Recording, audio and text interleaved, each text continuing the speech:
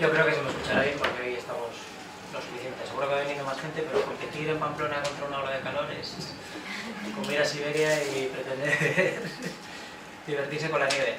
Buenas tardes a todos, muchísimas gracias por venir. Hoy celebramos el segundo acto del ciclo cultural de los Premios Ciudadela y hoy vamos a tratar un tema muy peculiar porque, pese a ser muy desconocido, es uno de los asuntos más bonitos o más llamativos que puede tener un aficionado a los toros en Pamplona. Se trata de la Plaza de Toros Monumental de Sevilla. Aclaro por adelantado que la Monumental de Sevilla no es la maestranza de Sevilla, como muchos mentalmente podemos llegar a pensar. Porque si decimos ahora que la Plaza de Toros de Pamplona es la hermana pequeña de aquella Monumental de Sevilla, quien haya visitado Sevilla dice no me encaja nada. Es una plaza que duró lo que duró José Luis Gallo, de la que vamos a hablar ahora toda la hora, pero que ha estado enterrada en la memoria de la historia. Por unos intereses o por otros, prácticamente muchos sevillanos no la conocen, muchos aficionados poco más saben que lo que conocieron al visitar la puerta que queda frente de los jardines de la Bujaira en Sevilla, y que sin embargo aquí tenemos unos autores que han investigado muchísimo en ella, arquitectos profesionales que, obsesionados también por la afición gallista, que eso es una legión que vamos, nos reiríamos del morantismo hoy en día si lo comparamos con el gallismo, es decir, son gente que en pleno siglo XXI todavía combate la idea de Juan Belmonte como revolucionario. De manera que vamos a hablar hoy con ellos. Han hecho un libro, una obra que es un auténtico expediente arquitectónico y que casualmente, ya saldrá en el tema, uno de los lugares donde más se pudieron documentar fue en Pamplona, en el archivo de la Casa Misericordia, porque el paralelismo entre los planos de una plaza u otra ha hecho que se les facilitara mucho más la información. Bueno, no sé cómo empezar la presentación. Si tú fuese, vamos a empezar por Carmen. Carmen del Castillo es una de las autoras, luego tenemos a los hermanos Fidel y Julio Carrasco, y bueno, ¿cómo se le ocurre a alguien en 2000, bueno, ya en 2004, 2005 que empezasteis a investigar sobre la Plaza Monumental de Sevilla? A ver, ¿qué se hace? Yo empiezo. Bueno, buenas tardes. Se nos ocurrió, en realidad, la Plaza de Toros Monumental de Sevilla, nosotros la conocimos, bueno, nosotros vamos mucho a Sevilla, tenemos también casa en Sevilla, vamos más o menos una vez al mes, y en una de estas pues conocimos la existencia de la Plaza Monumental de Sevilla. O sea, nosotros no teníamos ni idea de la Plaza Monumental de Sevilla, hasta el punto de que hace ya bastantes años, un día por Madrid dando una vuelta, estaban un puesto esto de carteles de Manolete, no sé quién, y su nombre aquí. Bueno, pues aquí ponía Plaza de Toros Monumental de Sevilla. Yo me acuerdo que iba con un amigo y le decía, joder, qué bruto, pero si en Sevilla es la maestranza. O sea, yo no teníamos ninguno ni la más remota idea. Y empezamos de casualidad, pues al ir a Sevilla y tal, pues nos enteramos de la existencia de esta otra plaza, y luego en el año 2010, 2011 creo que fue, sacaron un libro publicado por el Ayuntamiento de Sevilla, escrito por Luis de Ramos Coete, que es una obra monográfica sobre la Plaza de Toros Monumental de Sevilla. Y entonces en ese libro se tratan muchos temas de la plaza, pero claro, nosotros somos arquitectos, y bueno, Julio es arquitecto técnico, yo soy arquitecto, y nos dedicamos sobre todo al cálculo de estructura. Nosotros estamos especializados en estructura de edificación, y además hacemos muchos informes periciales relacionados con defectos de edificios, relacionados con la cimentación y con la estructura. Entonces nosotros, al leer ese libro y al leer otras serie de documentación que ya empezábamos a buscar por ahí y demás, pues veíamos que todo el mundo, todo lo que se había escrito, opinaban que es que había una sombra fundamental, que era que la estructura de la plaza estaba mal. Entonces a nosotros, desde el punto de vista profesional, había cosas que nos llamaban la atención, y entonces ahí fue donde realmente nosotros empezamos a indagar. Cosas que nos llamaban la atención, por ejemplo, en la Plaza de Toros Monumental de Sevilla se hizo una prueba de carga en 1917, porque se iba a inaugurar entonces la plaza, y esa prueba de carga fueron un desastre. Acabaron con entre un cuarto y un tercio de la plaza por los suelos. Eso ayudó a alimentar la versión de que la estructura era defectuosa, que la estructura estaba mal, que tal, pero el caso es que luego en 1918 se hizo una nueva prueba de carga de la que no había apenas documentación. Nosotros hemos obtenido documentación en publicaciones científicas de entonces y demás, de 1918, y entonces esa prueba estaba hecha por técnicos de gran prestigio y era una prueba satisfactoria y que había resultado. Entonces, claro, sobre la prueba de carga del 17, que fue tan desastrosa, pues por ejemplo decían que es que se habían cargado las gradas, los tendidos, tal, con 500 kilos por metro cuadrado. Eso es un disparate. Lo que pasa es que estaban las presiones de los maestrantes. Claro, a esto hay que pensar que la plaza de toros de la Maestranza ya existía, igual que sigue existiendo ahora, existía antes que la Monumental, evidentemente, y entonces siempre ha estado la mano negra de los maestrantes y tal. Pero lo cierto es que 500 kilos por metro cuadrado, nosotros lo veíamos y decíamos, sí, mucha mano negra, pero 500 kilos no son muchos kilos. Eso es lo que veíamos nosotros desde el punto de vista técnico. Y de hecho, indagando, pues las pruebas de carga del 18 se hicieron con 600 kilos por metro cuadrado, o sea que 500 kilos no eran tantos kilos. Y también nos llamaba mucho la atención cómo podía ser que, habiendo hecho una prueba de carga en 1918, 2 años después, o 2 años y medio después, se clausurara la plaza y se dijera que no tenía condiciones y se dejara esa duda ahí como que esa plaza estaba mal. Entonces ese fue el primer interés y empezamos a buscar ahí. Claro, hay que ponerse en el contexto que igual nosotros no tenemos de la arquitectura, claro. ¿Se hacía ya tanta obra pública en España, Julio, en esa época que no hormigón armado? Pues sí. Mira, por ejemplo, otra cosa que también es interesante comentar, que por ejemplo cuando decían también que porque siempre había, como hay tantos oscurantismo alrededor de la plaza, también decían que si no había arquitectos dispuestos a realizar la obra. Y bueno, pues otra cosa que luego buscando y viendo es Urkola, el arquitecto, ¿no? Quiero decir, que era un experto en la materia en estructura de hormigón, por ejemplo, edificios que hizo representativos que todos conocemos, pues el Hotel María Cristina y San Sebastián y el Teatro Victoria Eugenia. O sea, la capacidad de la magnitud que tenía este arquitecto, ¿no? Y por tanto ya se hacían edificios públicos. Y en Pamplona uno muy conocido también. En Pamplona también. uno muy conocido también, un arquitecto. El agrícola. La agrícola de San Francisco. O sea, que sí, la verdad que sí se hacían ya y bueno, estaba claro que estaba todo hecho con la mejor intención, buscando los mejores técnicos, los mejores todo. O sea, era un gran proyecto, una gran obra y... Del que estaba detrás, ¿quién? Claro, desde el gran proyecto. A ver, el ideólogo de la plaza fue José Lito Gallo.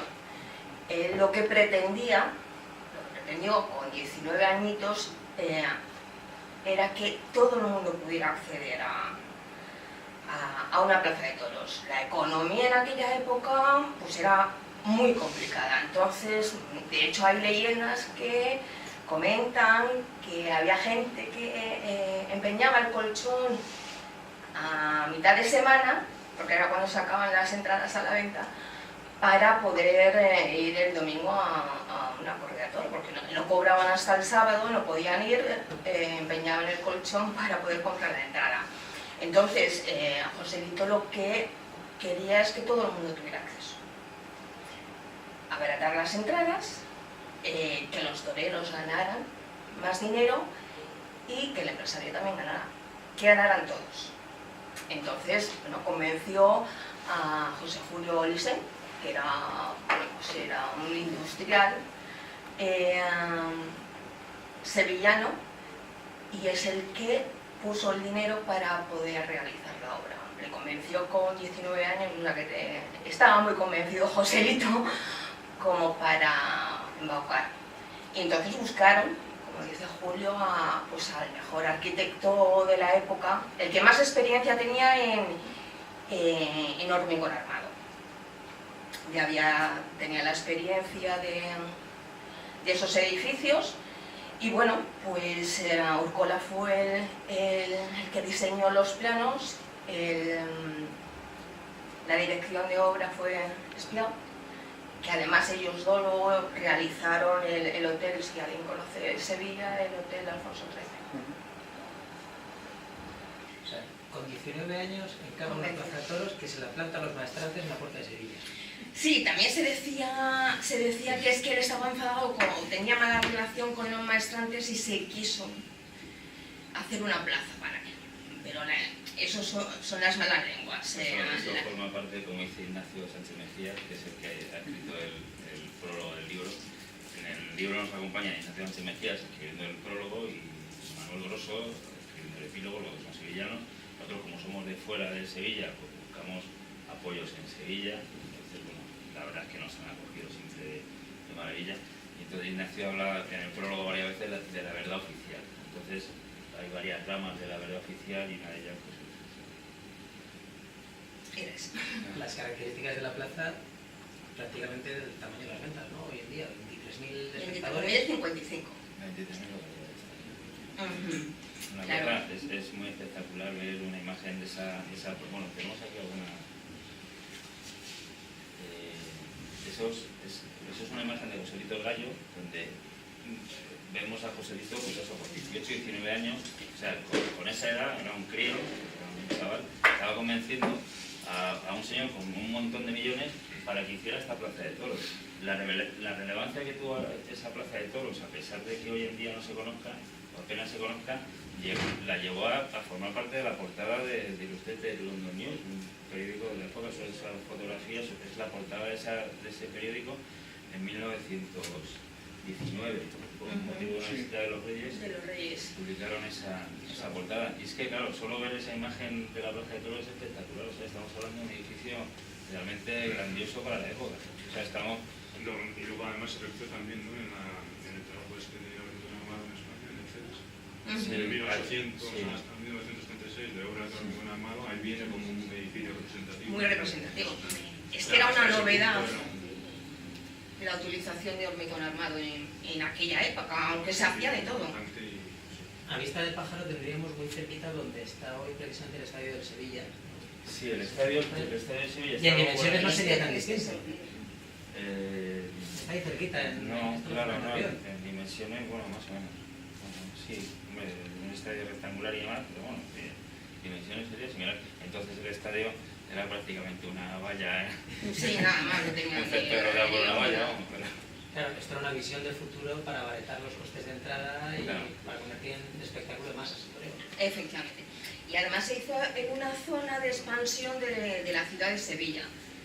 Además, bueno, por ejemplo, una de las cosas que se decía negativamente es que, bueno, la maestranza era la que tenía arraigo, pero realmente la Monumental estaba muy cerca de donde se realizaba la Feria de Abril, entonces, en el Prado de San Sebastián. Estaba muy cerca, mucho más cerca que la maestranza de donde se hacían los Sí, festejos. en Solapta, en Sevilla, aquí a la izquierda quedaría casi San Bernardo, más o menos. Sí, San Bernardo está... Sí, es un proyecto ¿qué año se inaugura? En el 18. Se inauguró en 1918, bueno, Francisco Cola, los edificios que hemos comentado antes, no sé, lo comentamos ahora. Y se inauguró en 1918, al final, el 6 de junio del 18, que el 6 de junio de 2018 tuvimos la suerte de presentar el libro en la Feria de Sevilla, para recordar, bueno, aquella fecha. Y bueno, sobre estas sombras, el otro día en la presentación en Madrid decía Ignacio Sánchez Mejías que es que sobre la Plaza de Toros de Sevilla, él dice en el prólogo que mucha gente de Sevilla, la mayor parte de la gente de Sevilla, en Sevilla capital, desconoce la existencia de este edificio. Y él lo que dice es que se han vertido, hacía así con las manos, toneladas y toneladas de sombra encima. Dice, entonces lo que ha quedado al final es una versión oficial, bueno, han quedado varias versiones oficiales. Una rama de la versión oficial es que la estructura estaba mal, eso es sobre todo lo que desmontamos nosotros con el libro. Lo desmontamos sobre todo porque nosotros el primer trabajo que hicimos fue un artículo que está publicado en la revista Informe de la Construcción, que es del CSIC, del Consejo Superior de Investigaciones Científicas, y ahí lo que hacemos es tratar el comportamiento estructural de la plaza en base a las pruebas de carga y a la demolición. La demolición, hay unas fotos aquí ahora que veremos ahora, donde se ve perfectamente, bueno, lo voy a pasar, donde se ve perfectamente cómo demolieron la plaza, ¿no? Entonces, se ve aquí. Entonces, esta imagen, por ejemplo, aquí se ve que los tendidos los estaban debilitando, tenían hechos cortes. Esto estamos hablando de 1930, es decir, estamos hablando de un edificio que supuestamente se estaba hundiendo solo y que tuvieron que demolerlo porque se venía abajo solo. Entonces aquí lo que fueron haciendo fue unos cortes, que son estos cortes que se ven, aquí se ven muy mal, pero son unos cortes que hay por aquí hechos en el hormigón, en las andanadas estaban hechos exactamente igual. Luego picaban las bases de las columnas, ataban unas cuerdas o unos cables, que son lo que marcan estas flechas amarillas. Esta se ve un poco mejor, porque aquí se ve otra. Y entonces lo que hacían era tirar de la parte de arriba, imagino que con mulas o con lo que tuvieran, tiraban y estampaban las columnas sobre el tendido alto previamente debilitado. Y aún así caían las columnas, pero esto no se venía abajo. y las andanadas caían sobre las gradas y las gradas tampoco se venían abajo, es decir, que la estructura se ve que no estaba mal.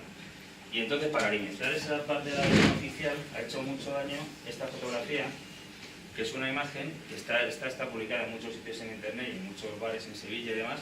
Y entonces el Ayuntamiento de Sevilla también lo tiene publicado como... Bueno, de hecho, por ejemplo, hace un mes o por ahí, compramos un libro que es el catálogo de la exposición Camino a Nervión. Es una exposición que hicieron allí, organizada por el Ayuntamiento de Sevilla, y el pie de foto de esta fotografía es Plaza de Toros monumental derruida en la década de los años 20. Entonces, la idea que se ha transmitido siempre es que la plaza estaba caída. Estaba así, la tuvieron que hundir. No hay más que ver, claro. Entonces, claro, Ignacio decía, pero hombre, si es que nosotros siempre hemos pensado que esto estaba así, se estaba hundiendo, pero esta imagen es evidentemente posterior a la imagen anterior. En la imagen anterior se ven estas tres puertas que se ven son, la plaza tenía 4 puertas al ruedo, todas las plazas tienen 3 o 4 puertas. Estaba la puerta grande en la avenida Eduardo Barato y luego aquella que es la puerta de Cuadrilla, la del centro que es la de Toriles y esta de aquí que es la puerta de arrastre. Entonces, esas 3 puertas son esta la de Cuadrillas, esta la de Toriles y esta la de arrastre. La puerta grande, que es de donde está hecha la foto anterior, es esta de aquí. Entonces, evidentemente la fotografía de la demolición es anterior. Esa que hemos visto antes es anterior, es decir, esto corresponde a una fase de demolición más avanzada. Bueno, pues esta foto siempre se ha asumido como que la plaza estaba así y hubo que acabar de tirarla. Eso es una parte de la versión oficial. Otra parte de la versión oficial era que la plaza nunca se había llenado.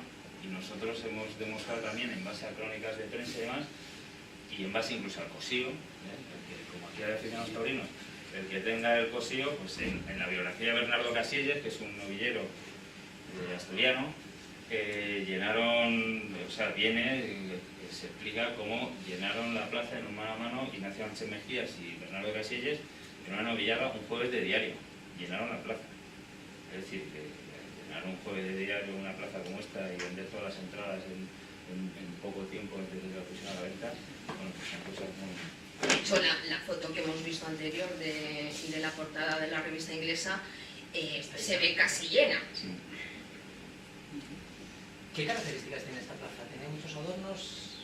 ¿Se parecía mucho a lo que luego veremos con la otra plaza con la que luego se hacen los planos? Se parecía... Y a muchos vídeos nos está resultando muy familiar hasta demolida la plaza. Sí. La verdad es que se parece bastante. Esta foto anterior es que tengo la sensación que es la de Pamplona delante cuando se inaugura. Esta es la de Pamplona. Vale. Lo que pasa es que esta foto está deformada. Está un poco deformada por el punto de vista, ¿vale? En realidad, la altura de la puerta grande es la misma altura de esto, es decir, en altura es lo mismo. Mientras que en la plaza monumental de Sevilla, que es esa, la puerta era más pequeñita en comparación con el edificio, es decir, esta tiene como mucha más puerta, ¿no? Esta plaza, la plaza de Pamplona, es un poquito más pequeña, pero se ve que son muy similares. Por fuera son prácticamente iguales. O sea, aquí tiene sus balaustradas y demás, muy similares a las que tiene la de Pamplona, por no decir iguales. Cómo están ordenadas esto con órdenes gigantes, esas columnas que tienes pasando por las dos plantas y demás, la de Pamplona lo tiene exactamente igual, esta lo tenía, aunque en esta foto no se ve bien. Y luego hay una diferencia fundamental, bueno, la arquería que hay arriba, en la zona de andanadas, y luego lo que pasa es que en la Monumental de Sevilla, la mitad de atrás estaba la estructura vista, no estaba, como era una plaza más grande y supongo que por abaratar costes y demás, pues suponemos que por eso la parte de atrás estaba la estructura vista, por así decir, y no estaba tan adornada, pero la parte que se ve, incluso esas puertas, por ejemplo, que tiene la plaza de Pamplona, son muy similares a las puertas que tiene la plaza que tenía la Monumental de Sevilla, o sea, realmente son muy parecidas. Y por el interior la diferencia, bueno, este es el alzado, un poco por verlo, no está exactamente a escala, pero bueno, un poco para hacernos una idea que esta es mucho más potente la puerta que era en la Monumental de Sevilla. Estos torreones me recuerdan mucho también a unos torreones que tiene el Teatro Victorio Eugenio de San Sebastián, que también son de Francisco Urcola. Y luego por dentro, la plaza de Pamplona tenía grada y andanada, la andanada estaba cubierta, y en cambio en la de Sevilla, pues la andanada estaba descubierta. O sea, por dentro era la diferencia fundamental. Y luego que la de Sevilla tenía más dormitorios porque era más grande, entonces como había que desalojar a más público y demás, pues entonces tiene un detalle que nosotros en Madrid sufrimos bastante lo de los abonados de tendido alto, porque cuando se llena la plaza cuesta mucho salir. Claro, el tendido alto tiene más superficie que el tendido bajo. Sí. Y entonces, claro, aquí los tendidos altos tienen 2 vomitorios cada tendido alto tiene 2, por 1 de tendido bajo y 2 de tendido alto. Claro, esto es la diferencia de una plaza de cerca de 13.000, ¿no? Cuando se Esta habla de plaza tenía 13.000 habitantes. ahora Y esa es de 23.000. los dobles vomitorios y la granada. Y luego, por ejemplo, los remates de las puertas, con esas columnas que tenían con una especie de adorno con forma de bola arriba y demás, en Pamplona eran exactamente iguales, ¿no? Hoy han estado visitando la plaza de Pamplona por primera vez y iban buscando el santo grial en cada una de las puertas, en cada uno de los remates. Se han dado cuenta cómo estaban hechos, toda la parte de los adornos. Sí, la verdad es que ha sido una visita muy... Y mirando las estructuras por dentro, en algo que yo no entendía nada, pero ellos sabían perfectamente cómo estaba puesta cada columna. Sí, para nosotros ha sido muy especial, además, nunca habíamos venido a Pamplona, teníamos muchas ganas de venir. Y, hombre, por un lado te da envidia y dices, sobre todo lo que te da pena, ¿no? Es decir, qué pena que aquello no esto existió en Sevilla y por circunstancias, pues entre unas cosas y otras, pero al final se la acabaron cargando, ¿no? Da mucha pena, pero claro, lo bonito es ver un edificio vivo, es decir, es un edificio que ha tenido, la plaza de Pamplona ha tenido varias reformas, ampliaciones, la ampliación de Moneo, luego se han cambiado los tendidos bajos, tal, sí, lo que queramos, pero es un edificio vivo, todos los edificios se transforman, y todos los edificios tienen su vida y tienen su recorrido. Este también lo tuvo, pero muy breve. ¿Qué sucede con este? ¿Muere Joselito?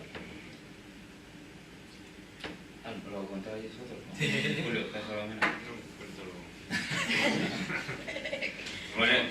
Cuando muere Joselito el Gallo, a Joselito el Gallo lo mata un torrente a la vera el 16 de mayo de 1920. Esa temporada estaba programada y se llevó hasta el final. Hay una circunstancia bastante importante, que es que realmente no hubo competencia entre la Maestranza y la Monumental de Sevilla. No hubo competencia. Realmente hubo competencia el año 1918, que se inauguró, pero se inauguró en junio y ya fue hasta final de año. No coincidieron en la Feria de Abril. Claro, más o menos media temporada. Feria de Abril con competencia fue la de 1919. En esa hubo 2 ferias paralelas, nosotros llamamos los carteles y demás en el libro de las dos ferias paralelas, con festejos los mismos días, es decir, me parece que eran se celebraron 6 corridas en la Monumental, en la Maestranza, y 7 en la Monumental. Lo que no sabemos es que entonces en las crónicas tampoco decían cuánta gente iba. Entonces normalmente es una cosa que se la callaban. Y luego está la Feria de 1920 o la temporada de 1920, donde la misma empresa de la Maestranza organizó los festejos de la Monumental, es decir, llevaba la Maestranza y la Monumental, los dos a la vez. Y la Feria de 1920 se celebraron el domingo de Resurrección en la Plaza de Toros de la Maestranza, y las corridas de feria, 6 corridas, 3 en la Maestranza y 3 en la Monumental. Y además hay un dato añadido, que la última corrida en la que torearon Joselito y Belmonte, porque claro, Juan Belmonte no había toreado en la Monumental, pero ese año, como ya estaba la empresa de la Maestranza, torearon en la Monumental. Y entonces la última corrida, esto para los aficionados jartibles, como dicen en Sevilla, porque todas estas cosas quedan mucho, a los que somos aficionados nos da mucho para reflexionar y para pensar. La última corrida que mataron Joselito y Belmonte en la Monumental de Sevilla fue con Ignacio Sánchez Mejías y con Varelito, y fue una corrida de Miura. Es decir, estamos hablando de las 2 máximas figuras que ha tenido la historia del toreo, Joselito y Belmonte matando una corrida de Miura. ¿Cuánto nos gustaría ver a un figurón de ahora matar, aunque fuera muy de vez en cuando, una corrida de Miura? Pues estos señores hicieron eso. Y otro tema que nos hemos dejado es el tratamiento en la prensa. Bueno, esto igual no es el ámbito más adecuado para decirlo, con un acto organizado por un medio de comunicación. Pero la prensa, por ejemplo, tuvo grandes detractores. En general, la mayor parte de la prensa estuvo en contra de la Monumental. La mayor parte estuvieron. Y a la cabeza de ellos estuvo Gregorio Corrochano, que era crítico de la ABC. Y entonces se da la circunstancia de que las 2 últimas corridas que torearon Joselito y Belmonte fueron en Sevilla, fueron la que he dicho en la Monumental el 23 de abril y el 28 de abril un mano a mano en la Maestranza, a beneficio de la Cruz Roja y tal. En las 2 corridas estuvo la reina, y en cambio Gregorio Corrochano y otros cuantos periodistas solo dijeron que había estado en la Maestranza, lo de la Monumental se lo ocultaron. ¿Tenía palco real? Sí, Tenía palco. Y de hecho hay una foto muy conocida de la reina en el palco y está tomada ese día que creemos que es el único día que estuve ahí. De ahí estoy hablando de memoria, volviendo la pata. La famosa crónica de Joselito Belmonte Torea en el patio de su casa, ¿es en este contexto? Sí, lo de Joselito. Bueno, eso fue Gregorio Corrochano, que como era tan detractor de la Monumental, pues entonces en una crónica escribió que Joselito torea en el patio de su casa. Y entonces él le tituló la crónica así, entonces decía que allí, que toreaba en el patio de su casa porque es que ahí se hacía todo lo que decía Joselito, vamos, es que parece que le saca de pila aquí a todo el mundo. O sea, era un artículo muy desagradable, ¿no? Con Joselito. Y entonces luego hubo otro periódico que se llama The Times, que eso lo que hicieron fue sacar una... A ver, es que esta foto... Me voy a cambiar de tema porque es muy interesante. Esta fotografía es después de todo lo que hemos visto de la demolición, todos los pórticos que sujetaban la estructura, todos hecho uno detrás de otro. ¿Vale? O sea, se ve que estaba perfectamente la estructura, quedan hasta escaleras. Las escaleras, esta mañana yo a lo que más fotos he hecho ha sido las escaleras. Una de las cosas que me han dicho es que son clavadas, las que se ve allí una escalera, por aquí, es que eran idénticas las escaleras a las escaleras de Pamplona que tienen. Las escaleras de la parte de abajo son las escaleras originales de aquella época.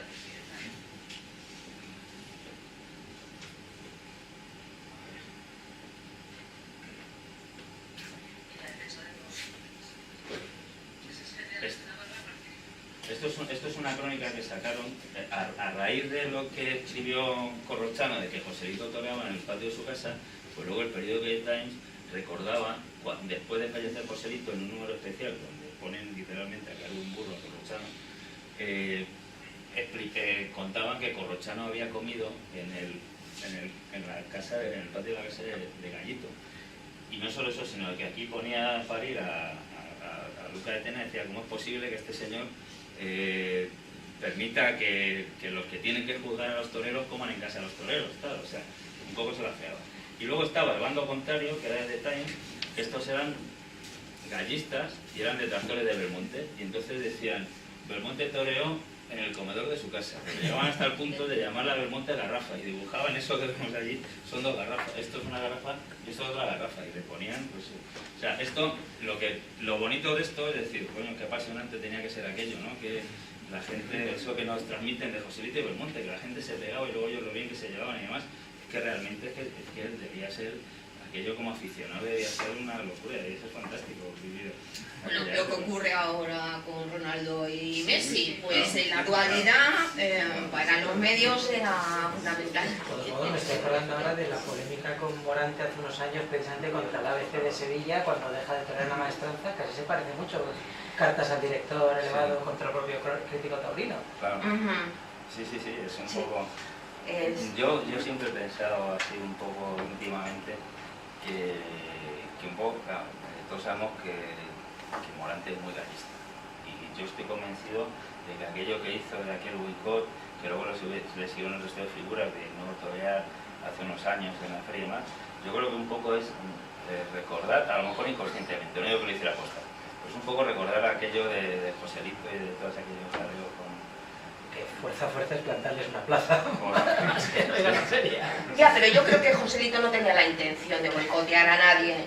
Él, yo creo que tuvo la idea romántica, pues, de bueno, que todo el mundo tuviera acceso a una plaza de toros. Lo que pasa es que también fue una época muy convulsa.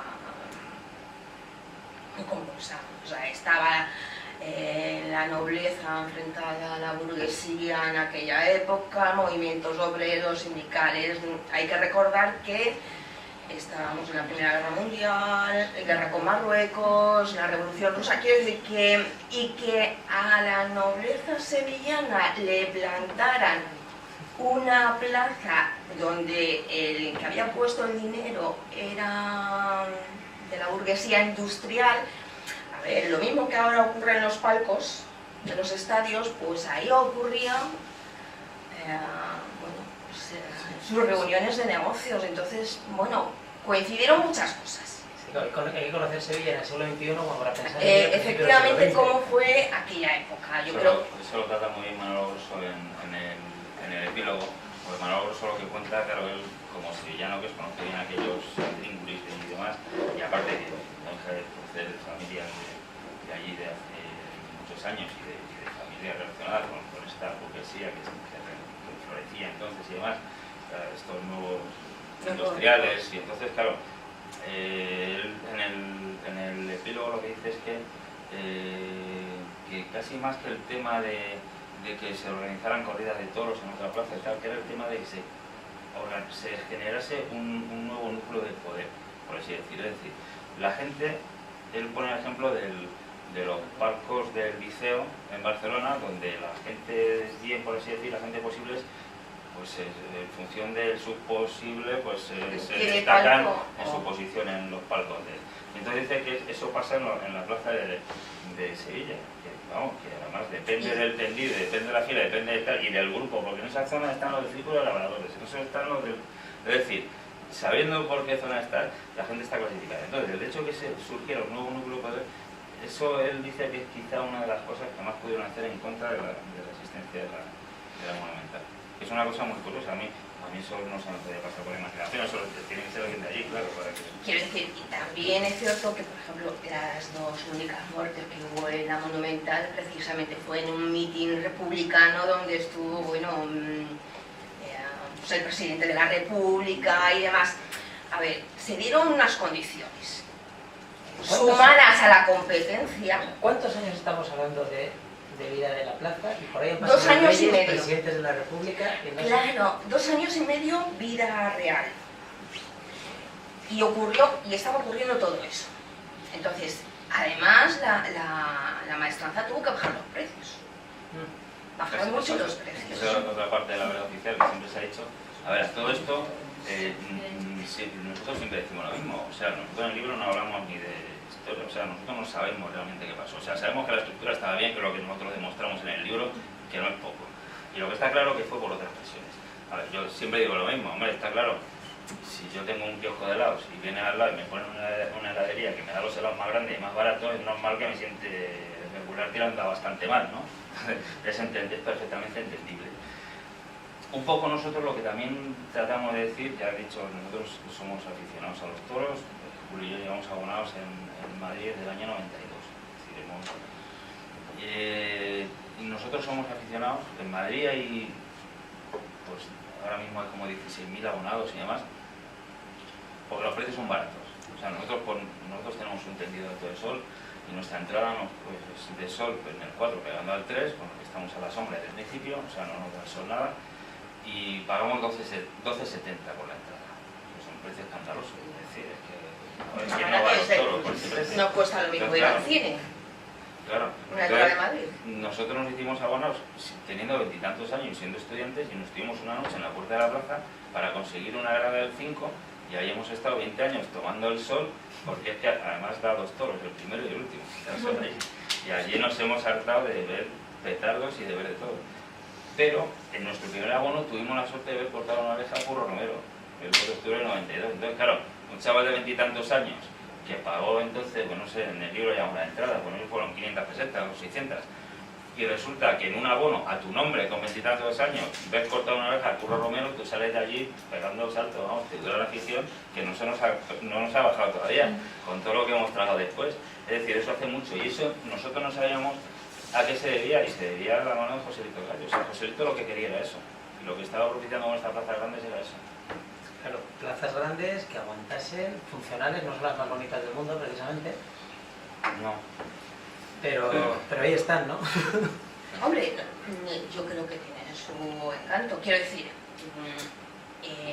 la Plaza de Toros ahora sería un edificio muy representativo en Sevilla. Uno de los primeros edificios de hormigón armado, que tendría un valor que se lo han perdido. El patrimonio sevillano se lo ha perdido. Aquí, esta plaza que sigue en pie, aunque se le hayan hecho diversas modificaciones, dentro de 50 años seguirá estando. Es que a partir de los 50 años ya un edificio está catalogado. Ya tiene un valor histórico. Con respecto a la belleza de los edificios hay una cosa que que comentamos en el libro también, es que, como decía antes, Corrochano ha sido muy detractor, fue muy detractor siempre de la Plaza de Toros Monumental de Sevilla, y reproducimos la crónica de la inauguración de las ventas, que le parecía fabulosa. De una plaza igual de grande, el de la Monumental de Sevilla decía, es tan grande que ni al toro se le ocurre cruzar el ruedo. El ruedo de la Monumental de Sevilla tenía 60 metros. La Maestranza mide, como es como huevado, tiene 58 donde menos mide y 62 donde mide más. Pero la de 60, todo 60, era tan grande que al toro no se le ocurría ni cruzar el ruedo. Y es más, es que en 1915 hicieron una obra de reforma cuando ya empezaba el run de que se iba a hacer una monumental y ofrecer la entrada más barata y tal, hicieron una ampliación en la maestranza. La maestranza tiene dos graderíos, tiene un graderío y otro puesto encima. Los graderíos antiguos están debajo y la plaza anterior debía tener 8.000 o 9.000 localidades. Cuando se empezó a ir este run y tal, hicieron esa obra para achicar el ruedo, es decir, que el ruedo todavía era más grande, porque ese graderío lo hicieron a costa de reducir el ruedo. No sé. Julio, la plaza tiene determinadas modernidades técnicas, se ve que es buena, la construcción de hormigón la hicieron con técnicas muy avanzadas.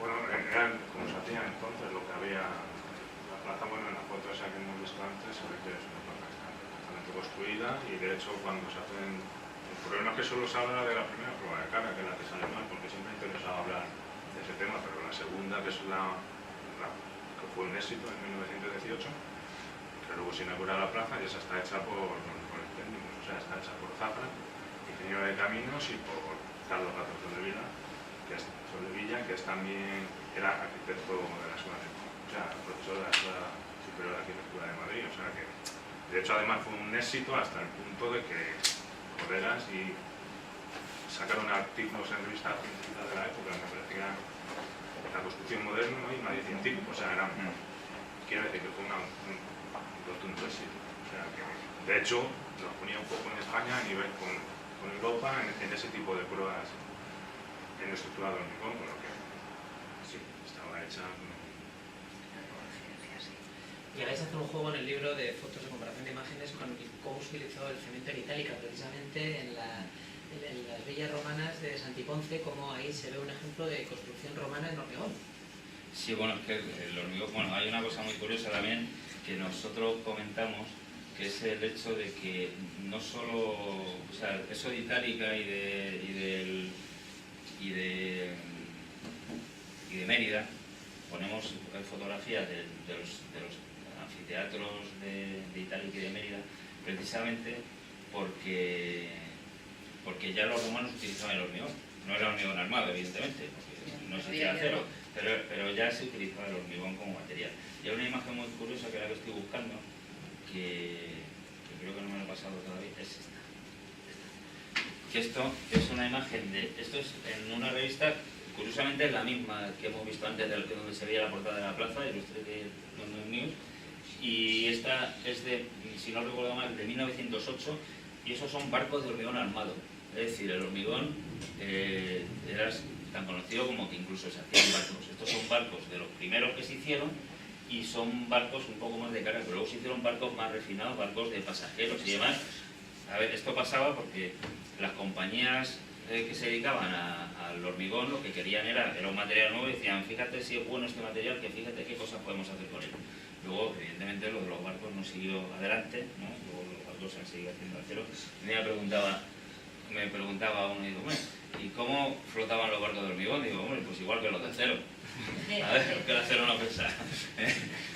Pero hay que pensar, ¿eh? Sí, claro.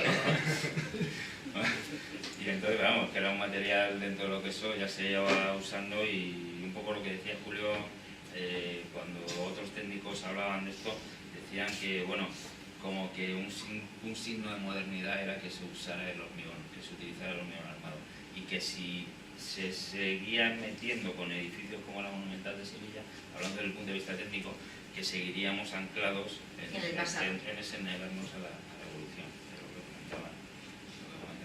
Claro, esas pruebas de carga, esto lo cuento como un poquito como chascarrillo local. Luis del Campo sí que lo reflejó en alguno de sus libritos de la Plaza de Toros de Pamplona, la Plaza de Toros de Pamplona, en la prueba de carga, se sobrecarga un montón porque viene el rumor que la de Sevilla se ha caído, construida por el mismo arquitecto. Y los que tengáis localidades de abono de tendido alto, porque el tendido bajo se cambió hace unos años, veréis la dureza que tiene eso. Si os caéis ahí encima, vais a tener un pequeño problema. De hecho, cada vez que intento demoler cuesta un montón. Y lo que son las cosas. Sin embargo, hoy veis las pruebas de la andanada de Moneo y decís que rápido lo tuvieron que hacer y no sé qué pruebas de carga tuvo que tener aquello, ¿no? Otra que cosa, es la parte moderna. Otra cosa que caía por su propio peso cuando decían que estaba mal la plaza, ¿cómo era posible que un edificio fracasado, supuestamente fracasado, al mismo técnico se le encargara la de Pamplona? O sea, cierran la de Sevilla en el 21 porque tiene problemas estructurales y le encargan al mismo arquitecto la de Pamplona. Parece que no es coherente. Pues los planos. Claro, porque estaba basado en los de Sevilla. Ella solo tuvo que hacer determinadas modificaciones, pero ya estaba basado en eso. Pues no tenía mucho sentido. Bueno, en cualquier caso es que también un proyecto entonces de una plaza de toros era prácticamente este plano y poco más. O sea, porque este plano es de aquí, de la Casa de Misericordia de la Plaza de Toros de Pamplona. Este plano lo utilizamos porque cuando escribimos el artículo para el informe de la construcción, los revisores, el artículo en la revista esta, entonces va con revisores externos, es decir, le quitan los datos del autor, de los autores, y entonces lo ven otros expertos en la materia y deciden si ese artículo tiene interés como para publicarse o no. Entonces sobre la primera versión nos dijeron que sería interesante a ver si podíamos explicar cómo era la estructura de la plaza y demás. Y entonces para eso nos basamos en estos planos, que ya los teníamos, nosotros sabiendo que la plaza era similar, pero por eso estuvimos en contacto con la Casa Misericordia, con el archivo, que nos trataron de maravilla, sobre todo la Victoria, con la que hemos estado esta mañana, y bueno, ella nos facilitó estos planos, y esta es la estructura, y es que aquí se ve muy mal, pero es prácticamente similar. El detalle de la barrera, ese que se ve allí, las barreras eran iguales en las dos plazas, es decir, tenían muchas similitudes. Y luego, por la forma de trabajar el hormigón en aquellos años, es que no queda otra que fuera prácticamente igual que esta la estructura de la de Sevilla, sobre todo porque si se ve esta sección comparada con la de Sevilla, que es esta, que está publicada en una revista, se ve que son secciones muy similares. La otra que hemos visto de la de Pamplona sería como de aquí para acá, de aquí para allá, o sea, lo que es debajo de gradas y andanadas, de aquí la de Pamplona pues no se conserva tampoco en el archivo. Es que pasados tantos años es muy difícil encontrar documentación sobre estos edificios. Ha sido todavía más complicado encima para este proyecto, ¿no? De otros lugares se puede encontrar con más facilidad, esas toneladas de sombras y de olvido sigue pesando hoy en día. Sí, porque de hecho es que esas toneladas de sombra lo que han hecho es que nosotros creemos que gran parte del material ha podido desaparecer. Y luego habrá cosas que estén dispersas. Esta mañana nos hemos llevado una alegría, yo me voy muerto de envidia de un cartel que hemos visto de la Monumental, tamaño grande, que yo pensaba que ni existían esos carteles. Mide 1,5 metros, 1,80 m el cartel, está en un parque de aquí en el barrio Burladero. En el Burladero. Sí, pues en el Burladero, un descubrimiento, justo al lado de los baños hay una cartel de la Sí, porque todos los que hemos encontrado son pequeños, tanto de la Maestranza como de la Monumental de esa época, todos los que hemos encontrado. Y además hemos estado con uno de los mejores coleccionistas que hay en España, que tiene todo lo de Sevilla y todos eran carteles pequeños. Pues aquí hemos encontrado uno grande. Se ve que algunos se haría grande, pero como los grandes siempre se hacen menos entre eso y luego que se pegan en la pared y que luego tal, pues al final es que apenas quedan carteles de eso. Como todo proyecto oscurecido o que no se sabe mucho, han quedado también leyendas urbanas, ¿no?, sobre la Plaza Monumental de Sevilla. Leyendas urbanas que con el libro las habéis desmontado rápidamente sin ni siquiera buscarlas. Sí, bueno, leyendas, esa por ejemplo que no se llenó la plaza nunca, que la estructura estaba mal. ¿En qué momento influye Joselito Gallito en la construcción de las ventanas? Joselito fue el impulsor de nosotros, como ya decían, como somos taurinos, por ejemplo en el artículo de informe de la construcción empezamos hablando de la edad de oro del toreo, que de hecho cuando escribimos le dimos mucha vuelta a Julio y yo, pensábamos a ver si con ver que empecé el artículo con la edad de oro del toreo, pues el tío Belmonte no existe el artículo para atrás. Pues claro, nunca sabes en qué mano de qué revisor va a caer. Y entonces, claro, tuvimos la suerte de que se ve que dimos con algún gallista, porque los gallistas, tú lo has dicho cachondeo, pero esto los gallistas no os podéis imaginar. O sea, nosotros nos hemos hecho gallistas puede conocer esto, pero no os podéis imaginar lo que es lo del gallismo, ¿eh? O sea, es una cosa, solo tenéis que ver a Morante de la Puebla haciendo el gallo de Lugo el otro día, o sea, lo del gallismo es una cosa que... Ignacio Sánchez Mejía es muy gracioso cuando eso dice que es que la historia del toreo la han escrito los belmontistas, y entonces... claro, hay que reivindicar hay que reivindicar la figura. Y para nosotros, todo este tema de la monumental y demás, nosotros entendemos un poco lo que decías tú, los arrestos que hay que tener para plantar este edificio allí hace 100 años, ¿no? Y hombre, para nosotros es un poco la demostración técnica, por así decir, de que el rey de los toreros, como le llamaban entonces, y como luego le llama Paco Aguado en su libro, era sin duda Joselito del Gallo. Es decir, no ha habido, o sea, no nos podemos, ya independientemente de que toreara mejor, que toreara peor, que fuera el primero que toreó en Redondo Belmonte. Bueno, eso es muy discutible también buscando información. Es que buscando información, y aquí hay un blog que se llama La Razón Incorpórea, de José Morente, malagueño y más, además también colega de profesión, arquitecto, y ahí él demuestra, en base a vídeos, fotografías y tal, él analiza que ya el toreo en Redondo se hacía antes de, y que uno de ellos fue Joselito, y vamos, que antes que entonces, bueno, ahí tienen sus polémicas y sus cosas, y estamos con todos esos jaleos, pero claro, el hecho de plantar, o sea, alguien decía el otro día, es que hoy sería muy difícil hacer esta plaza, y yo le decía, yo no sé hasta qué punto no era más difícil hace 100 años. Es que hace 100 años plantar esto en la Sevilla, hace 100 años, este edificio, porque en otros edificios, me preguntabas por las rentas y demás, Joselito fue el impulsor de plazas monumentales en toda España. Entonces, un poco era el movimiento de las plazas monumentales, claro, monumentales con aforo de plaza monumental, por así decir, estaba Barcelona, estaba Las Ventas y estaba la Monumental de Sevilla, pero en aquella época se hicieron la Plaza de Albacete, la Plaza de Logroño, todas en torno a 10-12.000 localidades, la Plaza de Pamplona, 13.000 localidades, pero claro, hay que tener en cuenta los núcleos de población que había en cada sitio, y entonces más o menos eran acordes, pero eran recintos mucho más grandes de los que había antes. La Plaza de Toros antigua de Madrid, la que había donde está hoy el Palacio de Deportes, pues ya tenía también 12.000 localidades, es decir, en aquella época las plazas en Madrid, en Sevilla, tal, tenían 12.000 localidades, y en esa época fue cuando se empezaron a hacer plazas de 23.000. Y entonces hay una imagen muy conocida de Joselito Gallo con José Pelius, que es el arquitecto de Las Ventas, sentados los dos y comentando los planos de la plaza y demás. Y además se ve mucho en la disposición de la plaza de toros, porque luego cada arquitecto le da su toque y demás, pero sí se ve la manera de organizar la plaza, los corrales, las puertas y el tal, se ve que está la mano de Joselito por es decir, de alguien que realmente conocía aquello. Para hacernos una idea de lo que era Joselito, nosotros contamos una anécdota en el libro que sacamos precisamente de un libro de Gregorio Corrochano, de historia de Gregorio Corrochano.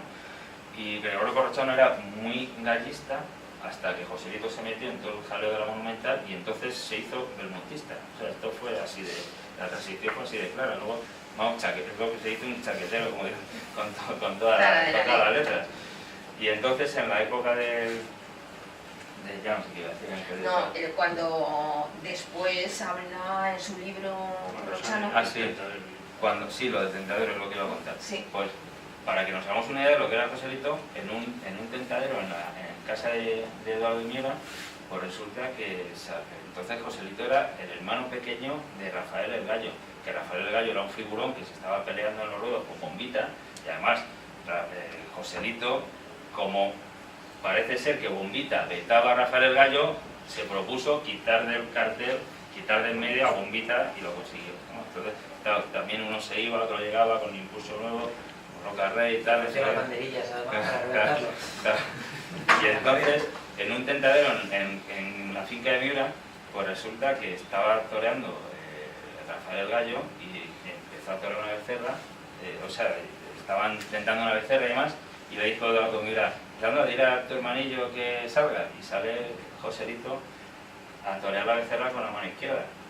Y Rafael desde el buladero... ¿Cuántos años tenía? Pues debía tener 13 o 14 años. Sí, Y le decía, pero...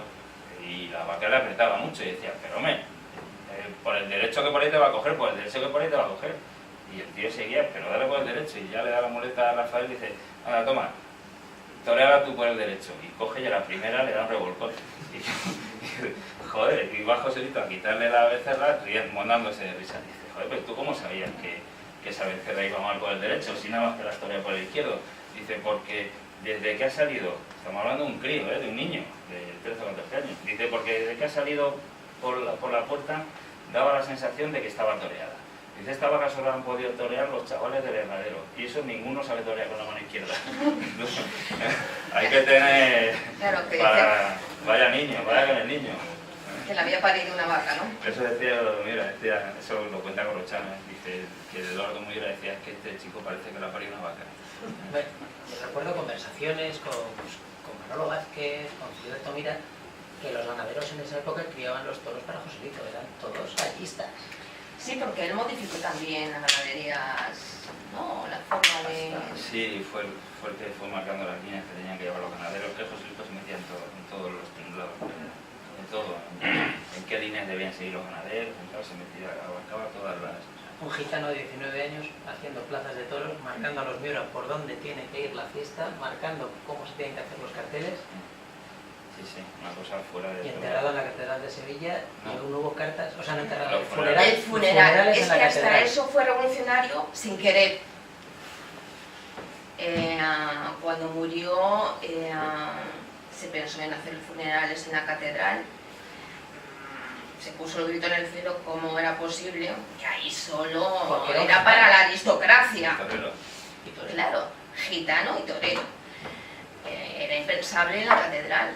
Pero hubo una suscripción popular y demás, y al final se consiguió que los funerales se hicieran en la Catedral de Sevilla. O sea que hasta después de su muerte revolucionó. Y además revolucionó porque él era de la Macarena. De hecho, las mariquillas que lleva la Macarena se las regaló él.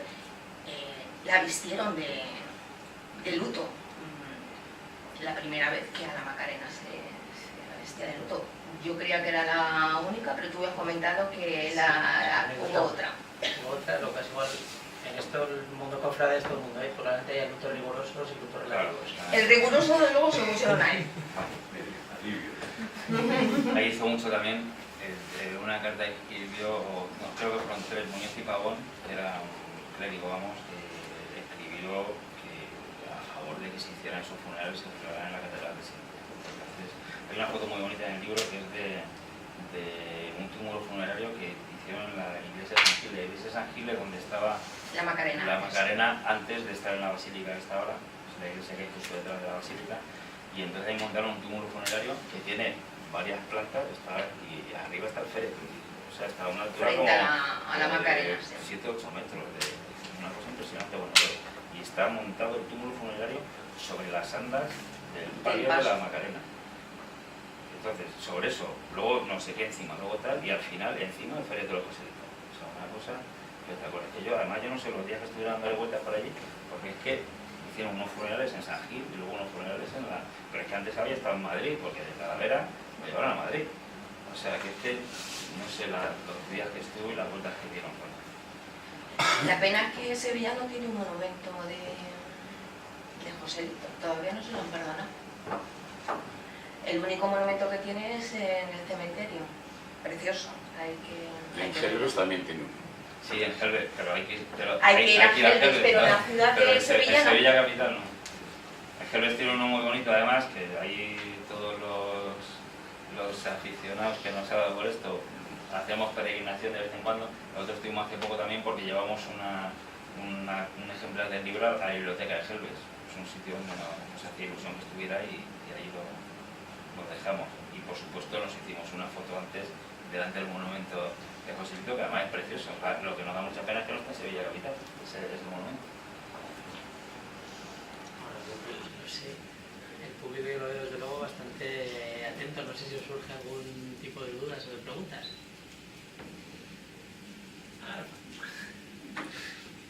Será por deformación profesional, pero uno de los datos también que creo que puede haber para descartar o potencialmente para descartar el hecho de la mala cimentación o de los defectos constructivos en en esta plaza se le demandó al arquitecto en el juzgado.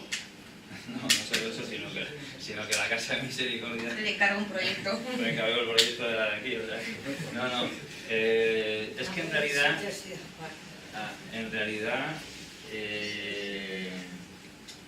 no le podían demandar, o sea, cuando el gobernador civil en abril yo creo que fue de 1921 clausura el edificio, lo clausura en base a un informe que firman un arquitecto, un ingeniero y un médico. Un médico.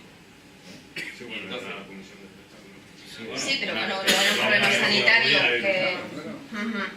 Pero vamos, que un médico firma que no tiene capacidad para... como si... bueno, vamos a hacerlo. Y entonces, claro, cuando pasa esto, mandan a tres técnicos a que hagan un informe, y el informe que hacen es que, bueno, que han visto algunas fisuras y demás. Estas paredes son de hormigón, seguro que si buscamos tiene fisuras, porque es que el hormigón se fisura. O sea, el hormigón, la vida del hormigón es tener fisuras. Entonces, esta a lo mejor no tiene porque tiene porque son paneles que tienen muchas juntas, y entonces eso evitará que salgan. Pero si esto fuera un muro, esto seguro que tenía, en esta longitud, seguro que 2 o 3 fisuras verticales tendría. Seguro, ¿no? Pues lo tienen todos los muros, y el que mire el garaje de su casa verá que hay fisuras, lo mismo que hay fisuras en la solera del pavimento, ¿no? Y entonces, cuando el gobernador civil, coge este informe, y en este informe lo que dicen es que, bueno, que han visto algunas fisuras y tal, y que, bueno, que ellos no están en condiciones de firmar o de garantizar que se puedan celebrar espectáculos. Y el gobernador civil dice, lo clausuro, fuera. Y entonces la propiedad va con el arquitecto, y entonces ya no estaba Urcola, sino el que figura en prensa es José Espiau, que es arquitecto sevillano, y entonces van al gobernador civil a solicitarle que les deje hacer nueva prueba de carga, y el gobernador civil les niega la posibilidad de hacer prueba de carga. Es decir, a quien habría que demandar era el gobernador civil, es que tampoco había motivo para demandarle. O sea, le demandaron, no, es que la plaza no estaba mal hecha. De hecho, hay una cosa relacionada con eso, que claro, las garantías legales que hubiera entonces, pues tampoco sabemos, es a día de hoy, estamos como estamos, pero las garantías legales de entonces tampoco sabemos hasta qué punto podían llegar. Pero sí se dio la circunstancia de que en el hundimiento de las pruebas de carga de 1917 hay una constancia en prensa donde entrevistan a José Julio Lisset en un viaje que hace, está en Madrid y demás, y pero le entrevistan y dicen, hombre, estará usted disgustado, estará usted preocupado, porque tenía la plaza ya para inaugurarla y se hunde un tercio. Dice, no, estará preocupado que la ha hecho, porque no le pienso pagar la factura. Claro, o sea, el problema lo tenía el constructor porque la obra no la habían entregado todavía. El edificio estaba sin terminar. O sea, sin terminar, quiero decir, para entendernos, sin el certificado final de obra, ¿no? Entonces, legalmente no estaba acabado. Entonces, el problema, o sea, que ni siquiera el dueño de la plaza le hizo daño a eso. Bueno, son tantas cosas y tantas circunstancias. ¿Qué hubiese pasado si no mata un toro a Gallito en Tarrea? Claro, es una especulación pura y dura. Claro, no sabemos. O sea, el Pamplona va a cumplir 100 años dentro de 4 años, no era un proyecto... Claro. No, la pena, o sea, la pena es que pasa porque Sevilla no tenga una plaza de toros monumental. Y la cruda realidad, a los taurinos nos duele especialmente. Entonces hay que decir que nosotros en todo lo que hemos buscado no hemos encontrado ni un solo movimiento de que los maestrantes dijeran hay que hacer esto, hay que hacer lo otro para encontrar la plaza y tal. Eso, constancia, por así decir, no hay. Pero lo que sí es verdad es que a día de hoy la Plaza de Toros de Sevilla, según consta en algún artículo que hay, concretamente en un artículo que hemos encontrado por ahí publicado de Ignacio Sánchez Mejías, no llega a 2.000 abonados. 2.000 abonados en Sevilla. Y estamos hablando de un sitio donde los toros gustan. En Sevilla no hay más que darse una vuelta y a la gente le gustan los toros en Sevilla, más que en Madrid. En Madrid hay 16.000 abonados. Y en Sevilla hay 2.000 abonados. Problema, dicen, no, es que claro, como empezó a haber 2 plazas y entonces la gente se empezó a dividir. También hemos encontrado un artículo de Manuel Machado que escribía en El Liberal y decía, ¿de dónde van a salir los 20 y tantos mil espectadores para llenar esta plaza si la gente no va a los toros en Sevilla. También él, como era antitaurino, Eso lo aprovechaba siguen para... diciendo ahora también, que el problema no es que tenga solo... El problema son los Claro, precios. Está claro que los precios, Claro. eso ayuda muchísimo. Pero eso lo precios. Nosotros ponemos el ejemplo, nosotros vamos a Sevilla más o menos una vez al mes. Y claro, yo voy a Sevilla, me tengo que... A casa vamos a casa, ¿no? Pero vamos, si vas, el viaje, siempre cuando sales gastas un poco más, comer fuera, tal, no sé qué, tal y cual. Y encima vas a los toros, claro, sobre todo estos años que hemos andado con la crisis y nosotros, arquitectos, profesión de riesgo para la crisis, las hemos pasado canutas, ¿no?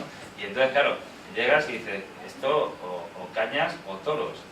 Si te vas a los toros no hay cañas, y si te vas a los toros y te tragas un petardo que tiene muchas posibilidades, pues directamente no vas a los toros. Es que no te lo planteas. Y nosotros, por ejemplo, nos gusta mucho Sevilla, nos gusta mucho la plaza de toros de Sevilla, nos gustan mucho los toros, pero a los toros vamos en Madrid. ¿Por qué más barato? 12,70 contra 100 euros, muy convincente. Con los 80 euros de una entrada de sombra normal en Sevilla, le das la vuelta a la feria, le das la vuelta a lo que quieras. Claro, sí, sí. 160 una pareja. Claro, claro. Y una familia, imagínate ir con los chavales a los toros, es imposible. Y aquí en Pamplona, Hay otros preciados. Está los mucho más de repartido. 80, los de 80. Ah, bueno, los de 80, pero son los que quieren estar ahí. No, hombre, en Madrid, en Madrid hay entradas de 80 y de 120, no sé cuál será la más cara, igual son 140 euros, bueno, una barrera. Yo ni miro porque para qué, si no me molesto, ¿no? Pero... Hombre, el problema, lo bueno es que hay para todos los públicos. Claro. Que es lo que falta en Es lo Sevilla. que estaba basado esto, lógicamente. Nosotros, por ejemplo, el ejemplo que ponemos, y cuando reproducimos las entradas en el libro, tenemos una entrada de la inauguración de la Monumental de Sevilla, otra entrada de la inauguración de las ventas y una entrada de nuestro primer abono En las ventas. en las ventas el día que hemos cortado una oreja a Curro Romero. Entonces, claro, nosotros lo que decimos es eso, que es que eso es lo que más hace por la afición, ¿no? Sí, es que desde arriba se ve, si me da igual, pero estás dentro de la plaza. Ya llegará otro momento, o ya llegará un día, me sacaré una entrada. Nosotros el otro día estuvimos viendo la corrida de Adolfo Martín en el 9, claro, nosotros tenemos nuestro abono y lo que sabemos que tenemos entradas para todos los días que queramos ir, o sea, no tenemos problemas. Pero el otro día a Adolfo la estuvimos viendo en el tendido 9, en la fila 9 o por ahí, nos costó, me parece que 60 euros la entrada. Claro, una entrada, vamos, huele a toro y de todo, es una cosa. Pero eso en Sevilla te valdría... Pero eso en Sevilla te cuesta más de 100 euros, claro, te cuesta el doble. Esto quienes sepáis de toros sabéis, o sea que esto lo ha dirigido un taurino porque los precios valorados en toros siempre he entendido. Las gradas y las andanadas son mucho más depreciadas.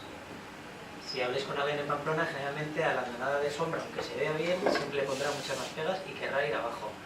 De hecho, cuando se intenta cuando se aprueba el proyecto de Moneo, hay dos corrientes internas en Pamplona, los que quieren prolongar los tendidos y extender la plaza a lo ancho, y la parte más segurola que acabó sacándose para intentar hacerlo para que seguro fuese en un año, crecer una andanada. Ahora es mucho más difícil vender una andanada que lo que hubiese sido un tendido de sombra, como es la plaza aquí. Es que en la andanada pasa una cosa, cuando tú estás en la grada no deja de ser una continuación. Nosotros, como decíamos, hemos estado 20 años en la grada, entonces en la grada tú estás y estás viendo el tendido delante.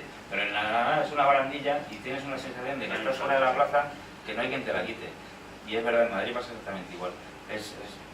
Lo que tiene Madrid es que las gradas y las andanadas son incomodísimas, porque el sitio donde tú te sientas, el de detrás está poniendo los pies. O sea, no hay un espacio para los pies de uno y para el asiento de delante, sino que comparte sitio.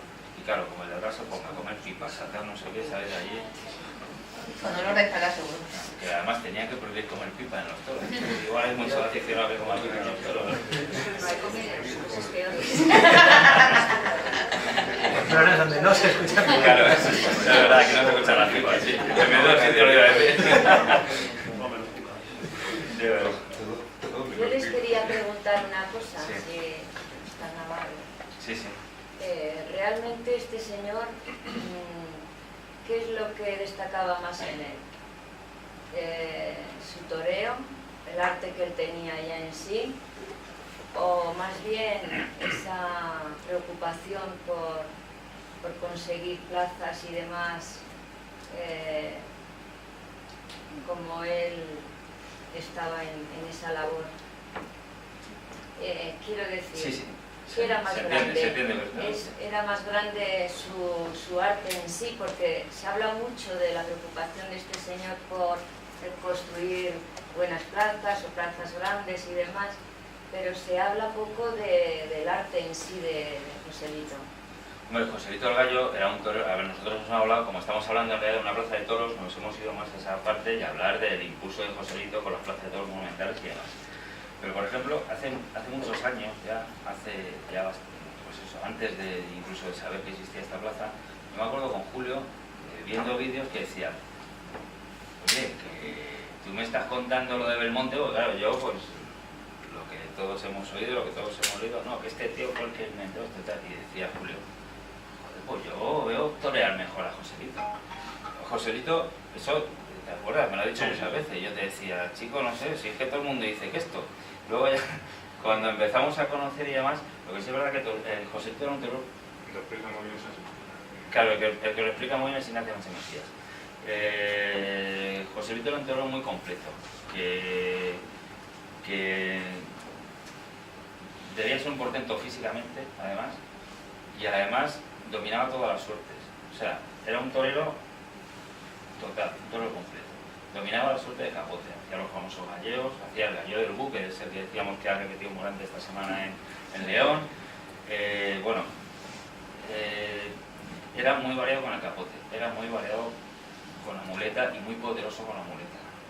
Se decía que podía con todos los toros. Hay una anécdota en la que se dice con Rafael Guerra, hablando con Rafael Guerra, que Rafael Guerra era muy... Rafael Guerra, que debía ser un palo, además de muy chulo y demás, debía ser un tío muy seco, y le decía, y un día, no me acuerdo dónde fue toreando, que le decía que no pudo Joselito con el toro, y le decía, don Rafael, ¿qué he hecho mal? Y dice, no, tranquilo, que es que con ese toro yo no hubiera hecho nada, con lo que era Rafael de Guerra, para que dijera eso Rafael de Guerra. Y luego también era un toro que ponía banderillas. Además, cuando ves los vídeos de los pares de banderillas de Joselito del Gallo, de todos los tipos, concretamente son muy espectaculares. A mí lo que más me llama la atención cuando ponía banderillas al quiebro. Era un toro que dominaba todas las suertes. Como estamos con la cosa de Joselito y Belmonte, los detractores de Belmonte en su momento lo que decían era que claro, que Belmonte toreaba más quieto porque físicamente no podía hacerlo de otra manera. Y es que Belmonte estaba muy limitado físicamente.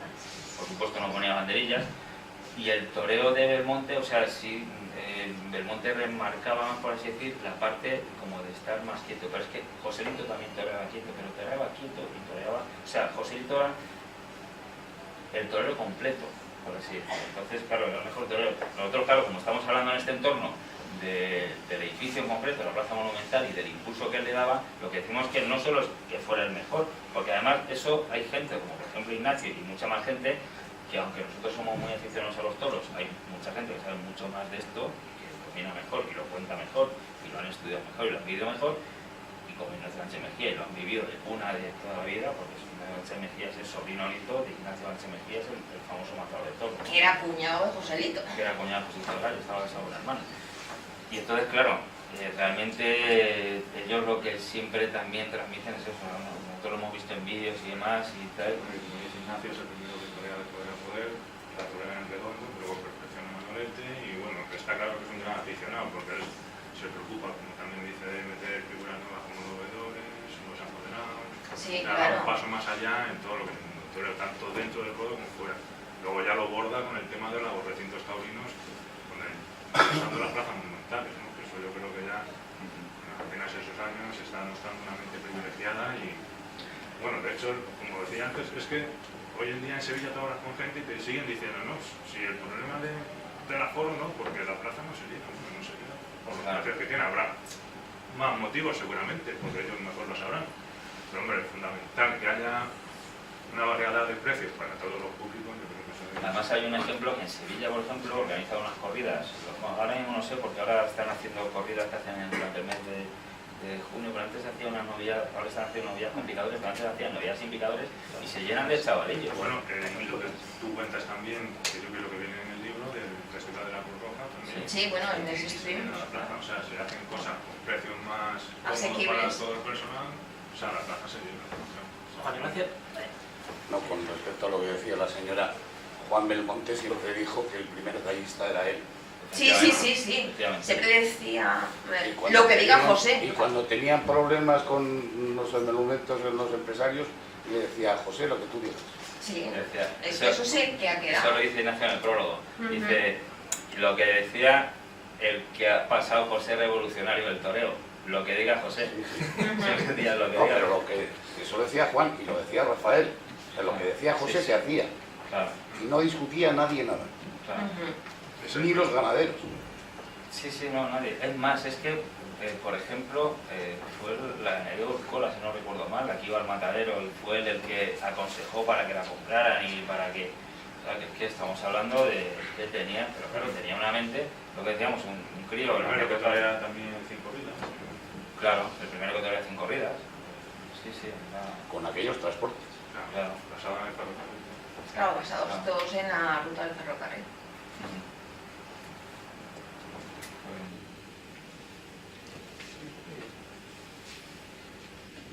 Hemos acabado con un gallismo absoluto, ¿eh? Sí, es que nos Son hemos vuelto gallineras. gallistas. Que no puede ser de otra manera. Efectivamente. Bueno, hombre, sí es verdad, nosotros, sincera, y en eso somos humildes, o sea, nosotros nos hemos hecho gallistas, como tenemos en la cuenta de Twitter que tenemos y demás, gallistas sin remedio desde que descubrimos la Monumental.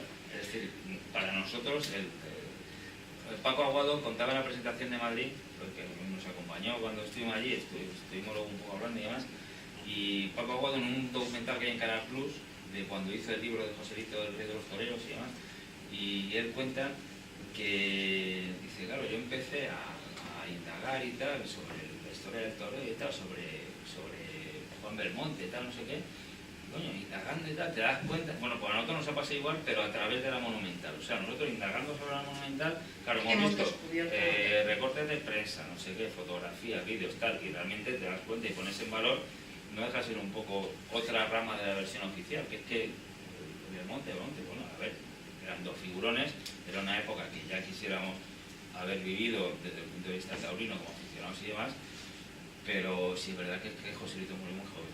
Y no es que hubiera pasado después, no, es que ya pasaba, es que demostró en vida que era el mejor con mucha diferencia. Muy bien, pues gallistas todos. Muchas gracias por haber venido. Desde luego yo he disfrutado como un enano, porque hay cosas de la historia del toreo que a veces incluso de una piedra que puede ser una plaza de toros nos sale de repente toda la evolución de la fiesta, a la que llegamos muchas veces por la música, en este caso por la arquitectura. Muchísimas gracias, daros la enhorabuena por vuestro trabajo, porque hay que estar muchas horas aquí para sacar estos datos de casi parece un palimpsesto. Bien, muchísimas gracias, enhorabuena y muchas gracias. Gracias.